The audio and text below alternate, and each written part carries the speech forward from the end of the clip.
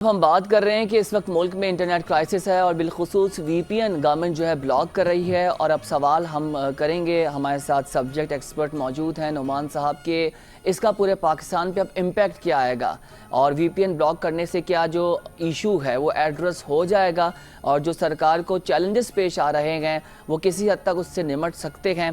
और फिर जो सार्फिन हैं, जो यूज़र्स हैं, उनके अंदर भी एक तशवीश है कि क्यों आप उसको ब्लॉक कर रहे हैं। ऑलरेडी जो एक ऐसा एप्लीकेशन है जिसका काम बाईपास करना है। जी नुमान साहब, क्या समझते हैं, क्या इम्पैक्ट आएगा इसको ब्लॉक करने का? देखिए जी, बहुत नेगेटिव इम्पैक्ट क्रिएट हुआ है क्योंकि आपके पास जो बड़े सॉफ्टवेयर हाउस हैं, सिर्फ वही नहीं, आपके पास आईटी इंडस्ट्री में बहुत काम हो रहा है जिसमें एसएमईज़ मौजूद हैं, जिसके अंदर फ्रीलांसर्स मौजूद हैं। अगर मैं बात करूं फ्रीलांसर्स की तो तकरीबन हमारे पास 20 लाख, ये जो एक मोहतात अंदाजे के बाद बता रहा हूँ, नंबर तो इससे कहीं ज़्यादा है, जो रजिस्टर्ड हैं वो तकरीबन जो है वो 20 लाख फ्रीलांसर्स मौजूद हैं। अगर आप सपोज़ कीजिए कि वो एक महीने में अगर वो $1000 का बिजनेस एक फ्रीलांसर करता है तो आप इससे इम्पैक्ट देख लीजिए। अच्छा, वो क्यों हर्ट होगा?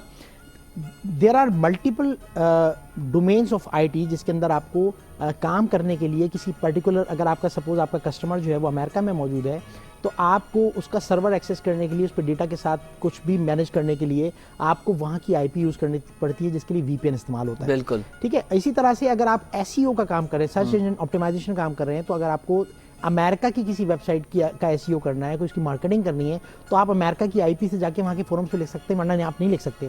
तो अगर वीपीएन को ब्लॉक कर दिया जाता है तो वीपीएन को जैसे कि किया गया है, तो ऑल्दो के पीटीए ने उसकी एक पॉलिसी दी है, पाशा के साथ मिलकर उन्होंने सॉफ्टवेयर हाउस को फैसिलिटेट किया है, लेकिन उसकी जो कंडीशंस हैं वो इतनी सख्त हैं कि वो हर एक के लिए फुलफिल करना जरूरी, उसकी मतलब वो बहुत मुश्किल है। सबसे पहले उसकी रिक्वायरमेंट है कि स्टैटिक आईपी, एक फिक्स्ड आईपी आपकी हो, जो कि हर किसी के पास होना ज़रूरी नहीं है, क्योंकि बहुत छोटे लेवल पे भी कंपनीज काम कर रही हैं, फ्रीलांसर्स काम कर रहे हैं, वो स्टैटिक आईपी की जो इंटरनेट जो आप स्टैटिक आईपी के साथ लेते हैं उसकी कॉस्ट ही बियर नहीं कर सकते। सो ये कंडीशंस इनको शायद थोड़ा सा सॉफ्ट करने की ज़रूरत है, शायद एक्सपर्ट के साथ बैठने की ज़रूरत है, वरना बहुत बड़ा अपना लॉस करेंगे।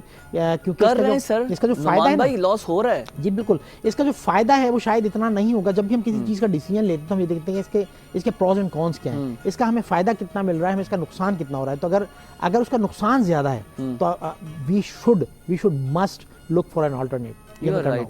और दूसरा सर, इंटरनेट जब तक इतना स्लो है कि लोग परेशान हैं, चीज़ें डाउनलोड नहीं हो रही हैं, पब्लिश नहीं हो रही हैं, चीज़ें जो है ट्रांसफ़र नहीं हो रही है, और काफ़ी इस वक्त लॉस हो रहा है। जो आईटी के हमारे लोग काम कर रहे हैं, जो बाहर ममालिक में अपने प्रोडक्ट सेल कर रहे हैं या सर्विसेज दे रहे हैं, उनका काम ख़राब हो रहा है। और एक रिपोर्ट जो कि कंप्लेन हुई थी उसके अकॉर्डिंगली पता नहीं कितना बिलियन रेवेन्यू हम लॉस कर चुके हैं। वो भी रजिस्टर्ड था तो आ गया, इससे ज़्यादा का नुकसान हुआ है। आप क्या समझते हैं कि कब समझ आएगी जो बैठे हुए हैं कि इस चीज़ को देखें, सीरियसली देखें? इस वक्त पूरे पाकिस्तान का मसला बानी पीटीआई नहीं है, हमें आगे बढ़ना है, हमने मुल्क को तरक्की देनी है, हमने इदारों को स्ट्रॉन्ग करना है, हमने इंस्टीट्यूशंस को स्ट्रॉन्ग करना है। एक दो पर्सनालिटीज़ या 3-4 पर्सनालिटीज़ पाकिस्तान नहीं है। पाकिस्तान है ये यूथ, आप, हम, हर आदमी आए, अपना रोल अदा करे और चला जाए। इसलिए पाकिस्तान को मुस्तहकम और एम्पावर और उसको स्ट्रॉन्ग करने के लिए हमें अपने तरजीहात बदलने पड़ेंगे। No doubt. असल बात यह है कि हमें गवर्नमेंट लेवल पे, मिनिस्ट्री लेवल पे हमें ऐसे लोगों की ज़रूरत है जो एज ए टीम अब काम करने को तरजीह दे। दुनिया में अब टीम वर्क ही रह गया है। Team work is the only thing which can give you solutions for everything. आप जैसे मैंने कहा कि सिर्फ ब्लॉक करना, बंद कर देना ही सोल्यूशन नहीं है। जब आप एक्सपर्ट्स को मौका देंगे, और आप पाशा जैसी एक बॉडी अगर आपके पास मौजूद है, तो बजाय इसके कि आप उसको कहें कि जी पाशा हमसे रब्ता करें, उसका सोल्यूशन देंगे, सर उसको इम्प्लीमेंट करने से पहले। नुमान भाई, आपकी बात को यहाँ रखूँगा। पाशा को क्लोजली जितना मैं जानता हूँ, आप भी जानते हैं, आप उस फील्ड के हैं।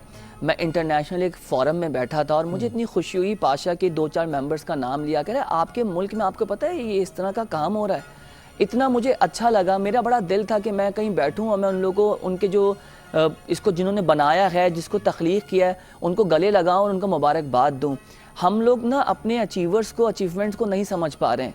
आप पाशा की बात करें, आई एम श्योर गवर्नमेंट में भी लोग बैठे हैं, जो आईटी वाले होंगे उनको पता होगा, दूसरे महकमे के लोगों को नहीं पता व्हाट इज पाशा। तो अवेयरनेस भी नहीं है, ना हमने इसको जरूरी समझा। आपके अगर साइबर सिक्योरिटी एक्सपर्ट्स अगर दुनिया के 100 से ज़्यादा ममालिक के अंदर अगर फाइनेंशियल सर्विसेज दे रहे हैं, अगर साइबर सिक्योरिटी की सर्विसेज दे रहे हैं, वहाँ के बैंक्स बड़े बड़े जो हैं उनको अगर वो सिक्योर करने के काबिल हैं, तो फिर वो अपने मुल्क को फैसिलिटेट क्यों नहीं कर बिल्कुल सकते? ऐसा ही है। सिर्फ फर्क सिर्फ जो एक नीड है वो ये है, नीड ऑफ द टाइम वो ये है कि उनको मौका दिया जाना चाहिए। उनके साथ बैठ के पॉलिसी बनाने से पहले, हम तो इम्प्लीमेंट कर देते हैं उसके बाद पता लगता है, तो उस पॉलिसी को बनाने से पहले डिस्कस करना, ब्रेनस्टॉर्म करना और उसके सोल्यूशन तक जाना, उनके साथ जाना। सर आपने बैंकिंग की बात की, तो आईटी इंडस्ट्री ने जो बैंकिंग को सर्विसेज दी हैं वो ढकी छुपी नहीं है, वरना यही लोग थे लिखने वाले कि जब डिजिटल एकदम से ट्रांसफॉर्मेशन आएगी, ब्रांचलेस बैंकिंग होगी, लोग घर बैठ जाएंगे, बैंकिंग इंडस्ट्री को हम ख़त्म होता हुआ देख रहे हैं।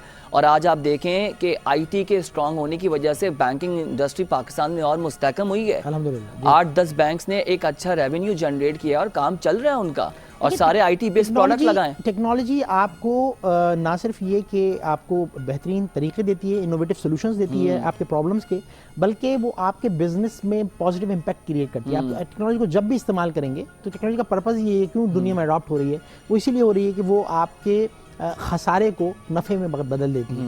तो जब टेक्नोलॉजी को आप कन्वर्ट करते हैं, फाइनेंसेस वालों को तो समझ में आ गया, फिनटेक का उन्होंने टर्म लगाकर आपस में दोस्ती करा दी है। सिर्फ फिनटेक की बात नहीं, अगर मैं आपसे बात करूं तो इंशाल्लाह by end of this month I am coming up with smart currency to wipe out professional beggars. अच्छा माशाल्लाह। ठीक है, यानी आपके माशरे में बेगर्स जो यूजलेस कम्युनिटी है, वो यूजलेस कम्युनिटी जो है वो उसका तरीका क्या, आप माफिया को नहीं रोक सकते, बेगर माफिया को गवर्नमेंट नहीं रोक सकी, आप देने वालों को नहीं रोक सकते, क्योंकि वो कहते हैं कि मुझे अगर अल्लाह ने दिया तो मैं तो उनको दूंगा, तो फिर क्या किया जाए? तो इसका भी अच्छा, सॉल्यूशन ये डिबेटेबल होगा वैसे नोमान भाई जो आप कर रहे हैं, इंशाल्लाह इस पे एक अलग प्रोग्राम करेंगे। आप इसको स्टार्ट करें और अल्लाह ताला आपको और आपके साथ जो लोग काम कर रहे हैं अल्लाह ताला उनको और हिदायत दे। हमारी दुआएं आप लोगों के साथ है, आप लोग पाकिस्तान के इदारों को, पाकिस्तान को स्ट्रॉन्ग करने की बातें कर रहे हैं और wish you very good luck.